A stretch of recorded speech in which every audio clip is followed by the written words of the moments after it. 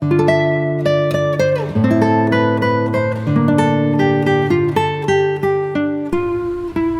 pides que te explique por qué me da miedo una corriente de aire fresco, por qué tiemblo más que otros al entrar en una habitación fría y parezco tener náuseas y repulsión cuando el frío de la tarde se cuela entre el calor de un suave día de otoño.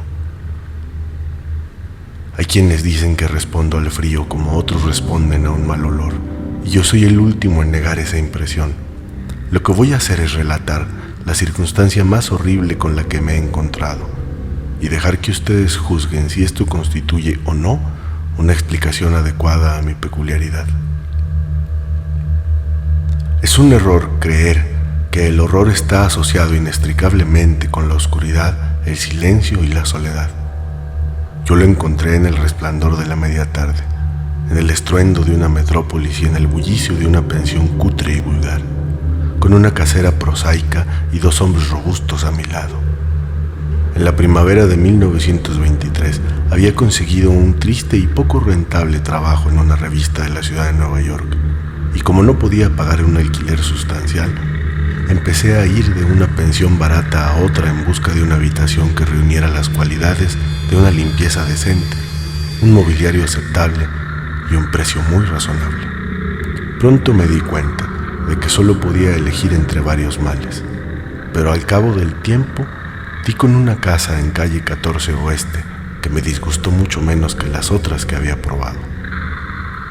Se trataba de una mansión de 4 pisos de piedra rojiza que al parecer databa de finales de los años 40 y que estaba provista de una carpintería y un mármol cuyo esplendor manchado y mancillado denotaba un descenso de los altos niveles de opulencia de buen gusto. En las habitaciones grandes y elevadas y decoradas con papel imposible y cornisas de estuco ridículamente ornamentadas, persistía una deprimente moho y un indicio de oscura cocina, pero los suelos estaban limpios, la ropa de cama era tolerantemente regular y el agua caliente no se enfriaba o se cerraba con demasiada frecuencia, de modo que llegué a considerar al menos un lugar soportable para hibernar hasta que uno pudiera volver a vivir de verdad. La casera, una mujer española casi barbuda y perezosa llamada Herrero, no me molestó con chismes ni con críticas a la luz eléctrica que se encendía tarde en mi habitación del tercer piso, y mis compañeros de piso eran tan silenciosos y poco comunicativos como uno podía desear, siendo la mayoría españoles un poco por encima del grado más tosco y crudo. Solo el estruendo de los coches en la calle de abajo resultaba una seria molestia. Llevaba ahí unas 3 semanas cuando se produjo el primer incidente extraño. Una noche, a eso de las 8, oí una salpicadura en el suelo y me di cuenta de repente de que llevaba algún tiempo oliendo el penetrante olor del amoníaco. Al mirar a mi alrededor, vi que el techo estaba mojado y goteando. Al parecer, el remojo procedía de una esquina del lado que daba a la calle. Deseoso de atajar el problema en su origen, me apresuré a ir al sótano para decírselo a la propietaria, quien me aseguró que el problema se solucionaría rápidamente. «El doctor Muñoz», gritó mientras subía corriendo delante de mí. «Ha hablado con los químicos, es demasiado raro para ser médico. Siempre está mirando y mirando, pero no necesita ayuda de nadie. Es muy raro en su visión, todo el día se baña en agua con olores agradables y no puede excitarse ni calentarse. Todo el trabajo de la casa lo hace él. Su pequeña habitación está llena de botellas y máquinas y no trabaja como médico, pero fue grande una vez. Mi padre en Barcelona ha oído hablar de él y solo ahora se ha lesionado un brazo del fontanero de repente. Nunca sale, solo en el tejado, y mi hijo Esteban le da la comida y la ropa y los medicamentos y los productos químicos. Dios mío, el sal de amoníaco que usa ese hombre para mantenerlos frescos». La señora Herrero desapareció por la escalera del 4º piso y yo volví a mi habitación. El amoníaco dejó de gotear y mientras limpiaba lo que se había derramado y abría la ventana para que entrara aire, oí los pesados pasos de la casera por encima de mí. Al doctor Muñoz no la había oído nunca, salvo ciertos sonidos como de algún mecanismo accionado por la gasolina, pues su paso era suave y apacible. Me pregunté por un momento cuál sería la extraña aflicción de este hombre, y si su obstinada negativa a la ayuda exterior no sería el resultado de una excentricidad bastante infundada. Ay, reflexioné tristemente, una cantidad infinita de patetismo en el estado de una persona eminente que ha descendido en el mundo. Tal vez nunca hubiera conocido al doctor Muñoz si no hubiera sido por el ataque al corazón que me sobrevino una mañana mientras escribía en mi habitación. Los médicos me habían hablado del peligro de estos ataques y yo sabía que no había tiempo que perder, así que recordando lo que la casera había dicho sobre la ayuda del inválido al obrero herido, me arrastré escaleras arriba y llamé débilmente a la puerta que estaba encima de la mía. A mi llamada respondió un buen inglés, una curiosa voz a cierta distancia a la derecha, que me preguntó mi nombre y mi negocio, y una vez indicadas estas cosas, se abrió la puerta contigua a la que yo había buscado. Una ráfaga de aire fresco me recibió, y aunque el día era uno de los más calurosos de finales de junio, me estremecí al cruzar el umbral de un gran apartamento cuya rica y elegante decoración me sorprendió en este nido de escualidez y suciedad. Un sofá plegable ocupaba ahora su función diurna de sofá, y los muebles de caoba, las suntuosas colgaduras, los cuadros antiguos y las melosas estanterías indicaban que se trataba del estudio de un caballero y no de un dormitorio de pensión. Ahora veía que la habitación del vestíbulo que estaba encima de la mía, la pequeña habitación de botellas y máquinas que había mencionado la señora Herrero, era simplemente el laboratorio del doctor, y que su vivienda principal se encontraba en la espaciosa habitación contigua, cuyas cómodas alcobas y el gran baño contiguo le permitían ocultar todos los tocadores y aparatos utilitarios molestos. El doctor Muñoz, sin duda, era un hombre de nacimiento, cultivado y con criterio. La figura que tenía ante mí era de baja estatura, pero exquisitamente proporcionada, y vestía un traje algo formal de corte y ajuste perfectos. Un rostro de alta alcurnia, de expresión magistral, aunque no arrogante, estaba adornado por una corta barba gris hierro y un anticuado pince-nez que protegía los ojos oscuros y llenos, y coronaba una nariz aguileña que daba un toque moro a una fisionomía que por lo demás era predominantemente celtibérica. El cabello grueso y bien recortado, que argumentaba las llamadas puntuales de un barbero, se superaba con gracia por encima de una frente alta, y todo el cuadro era de una inteligencia sorprendente y de una sangre y crianza superiores. Sin embargo, al ver al doctor Muñoz en aquella ráfaga de aire fresco, sentí una repugnancia que nada en su aspecto podía justificar. Solo su tez lívida y la frialdad de su tacto podían ofrecer una base física para este sentimiento, e incluso estas cosas deberían haber sido excusables teniendo en cuenta el conocido invalidismo del hombre. También podía haber sido el singular frío lo que me alienó, porque tal frialdad era normal en un día tan caluroso, y lo anormal siempre excita la aversión, la desconfianza y el miedo. Pero la repugnancia pronto fue olvidada por la admiración, ya que la extrema habilidad del extraño médico se puso de manifiesto de inmediato. A pesar de la frialdad y el temblor de sus manos de aspecto incruento, comprendió claramente mis necesidades de un vistazo y las atendió con la destreza de un maestro, mientras me aseguraba con una voz finalmente modulada, aunque extrañamente hueca y sin timbre, que era el más acérrimo de los enemigos jurados de la muerte, y que había hundido su fortuna y perdido a todos sus amigos en una vida de extraños experimentos dedicados a su desconcierto y extirpación. Algo de fanático benévolo parecía residir en él, y divagaba casi garramente mientras sonaba mi pecho y mezclaba una dosis adecuada de drogas traídas de una sala de laboratorio más pequeña. Evidentemente, la sociedad de un hombre de buena cuna era para él una rara novedad en este sucio entorno, y se sintió movido a hablar de forma desacostumbrada cuando los recuerdos de días mejores surgieron en él. Su voz, si bien extraña, era al menos tranquilizadora, y ni siquiera pude percibir que respirara mientras las fluidas frases se desarrollaban urbanamente. Trataba de distraer mi mente de mi propia convulsión, hablando de sus teorías y experimentos, y recuerdo que me consoló con mucho tacto sobre mi débil corazón, insistiendo en que la voluntad y la conciencia son más fuertes que la propia vida orgánica, de modo que si un cuerpo es originalmente sano y se conserva con cuidado, puede, mediante un aumento científico de estas cualidades, conservar una especie de animación nerviosa a pesar de las más graves deficiencias, defectos o incluso ausencias en el conjunto de órganos específicos. Podría, dijo medio en broma, enseñarme algún día a vivir o al menos a tener algún tipo de existencia consciente sin ningún corazón. Por su parte, estaba aquejado de una complicación de enfermedades que requerían un régimen muy exacto que incluía el frío constante. Cualquier aumento notable de la temperatura podía, si se prolongaba, afectarle fatalmente, y la frigidez de su habitación, unos 55 o 56 grados Fahrenheit, se mantenía mediante un sistema de absorción de refrigeración por amoníaco, cuyo motor de gasolina había escuchado a menudo en mi propia habitación de abajo. Aliviado de mi convulsión en un tiempo maravillosamente corto, dejé el estremecedor lugar como discípulo y devoto del talentoso recluso.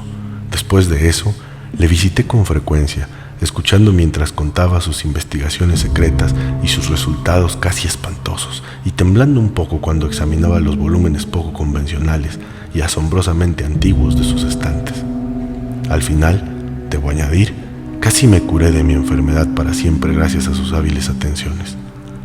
Parece que no despreciaba los conjuros de los medievales, ya que creía que estas crípticas fórmulas contenían raros estímulos psicológicos que podrían tener efectos singulares en la sustancia de un sistema nervioso del que habían huido las pulsaciones orgánicas. Me conmovió su relato sobre el anciano doctor Torres de Valencia, que había compartido sus primeros experimentos y le había cuidado durante la gran enfermedad de 18 años antes, de la que procedían sus actuales trastornos. Apenas el venerable médico había salvado a su colega. Él mismo sucumbió ante el sombrío enemigo que había combatido.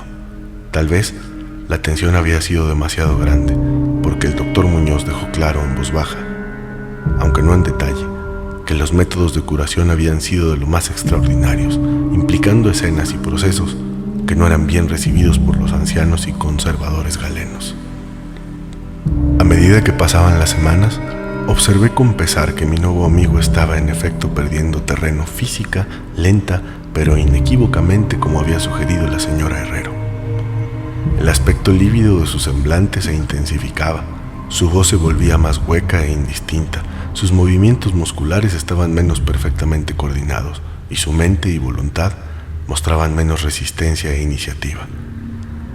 No parecía ignorar este triste cambio, y poco a poco su expresión y su conversación adquirieron una horripilante ironía que me devolvió algo de la sutil repulsión que había sentido al principio.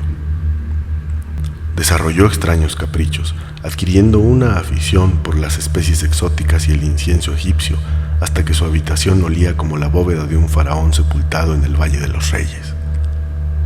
Al mismo tiempo, su demanda de aire frío aumentó, y con mi ayuda amplió las tuberías de amoníaco de su habitación y modificó las bombas y la alimentación de su máquina de refrigeración, hasta que pudo mantener la temperatura a 34 o 40 grados, y finalmente incluso a 28 grados. El baño y el laboratorio, por supuesto, estaban menos refrigerados para que el agua no se congelara y los procesos químicos no se vieran obstaculizados. El inquilino contiguo se quejaba del aire helado de la puerta de conexión, por lo que le ayudé a colocar pesadas cortinas para obviar la dificultad. Una especie de horror creciente, de tono exagerado y mórbido, parecía poseerlo. Hablaba incesantemente de la muerte, pero se reía sin ganas cuando se le surgirían nuevamente cosas como el entierro o los arreglos funerarios. En conjunto, se convirtió en un compañero desconcertante, hasta espantoso. Sin embargo, en mi gratitud por su curación, no podía abandonarlo a los extraños que lo rodeaban, y tuve el cuidado de limpiar el polvo de su habitación y atender sus necesidades todos los días, envuelto en un pesado chaleco que compré especialmente para ese fin. También me ocupaba de sus compras, y me quedaba boquiabierta al ver algunos de los productos químicos que pedía a las farmacias y a los laboratorios.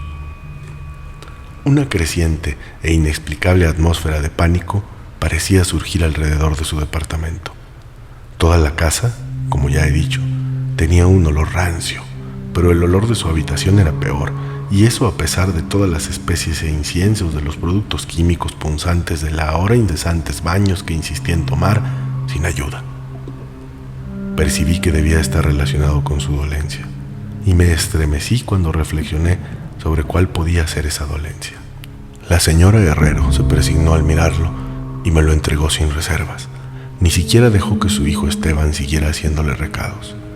Cuando le sugería a otros médicos, el enfermo montaba en cólera, tanto como parecía atreverse a entender. Evidentemente temía el efecto físico de la emoción violenta, pero su voluntad y su fuerza motriz crecían en lugar de disminuir, y se negaba a ser confinado en su cama. La lasitud de sus primeros días de enfermedad dio paso a un retorno de su ardiente propósito, de modo que parecía estar a punto de lanzar un desafío al demonio de la muerte, incluso cuando ese antiguo enemigo se apoderaba de él. La pretensión de comer, siempre curiosamente con una formalidad para él, la abandonó virtualmente, y solo el poder mental parecía impedir el colapso total. Adquirió el hábito de escribir largos documentos de algún tipo, que sellaba cuidadosamente y llenaba con órdenes de que yo los transmitiera después de su muerte a ciertas personas, a las que nombraba, en su mayoría indios orientales con letras.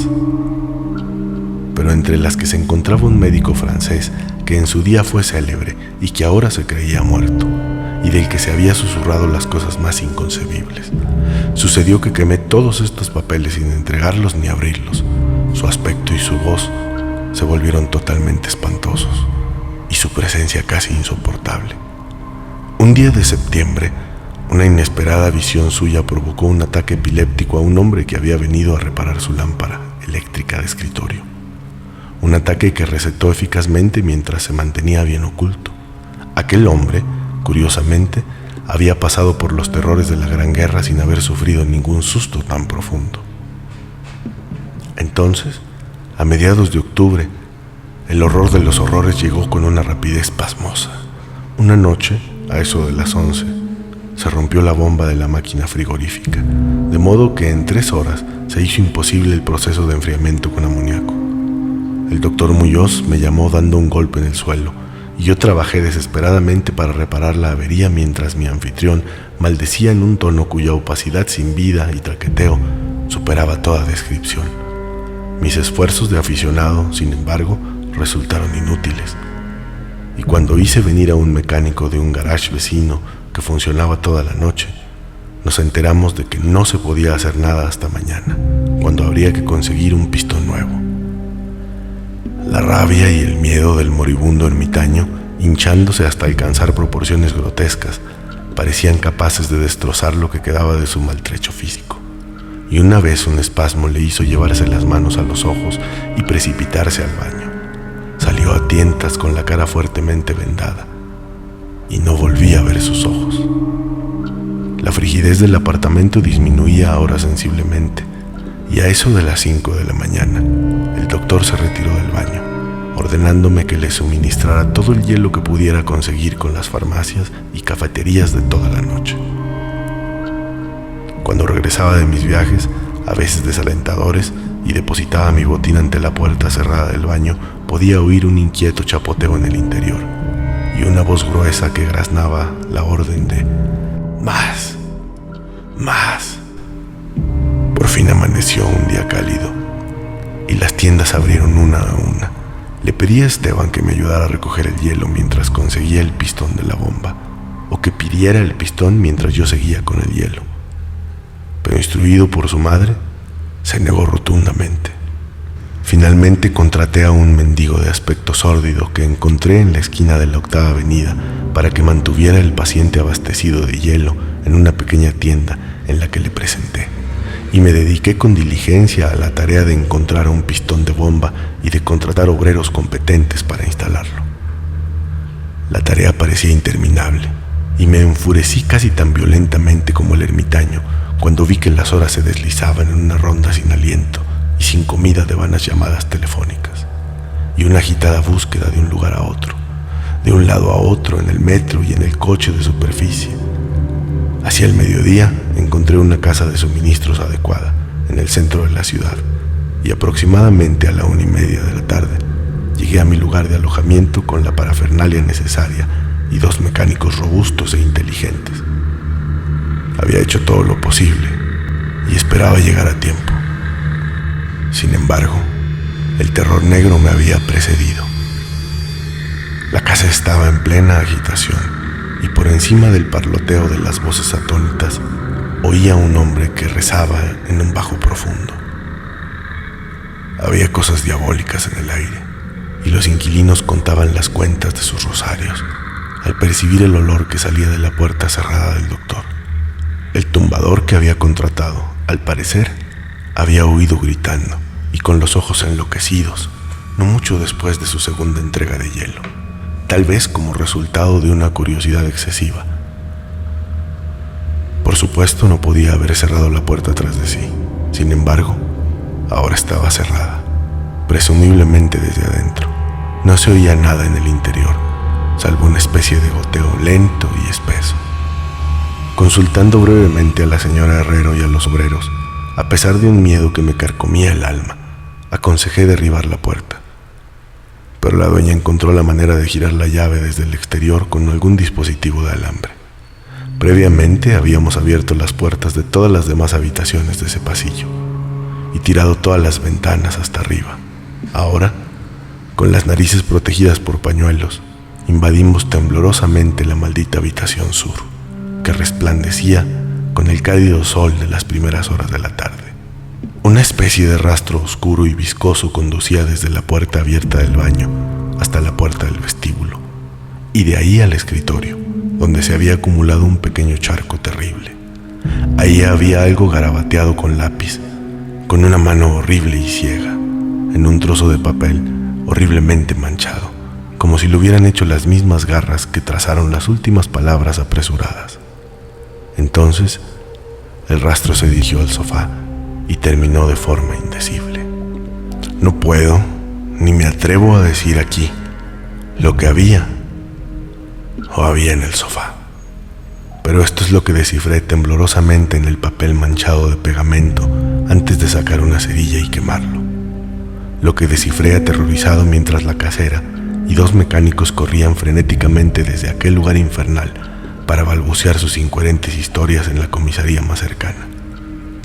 Las nauseabundas palabras parecían casi increíbles bajo la luz amarilla del sol, con el estruendo de los coches y camiones que ascendían clamorosamente desde la abarrotada calle 14.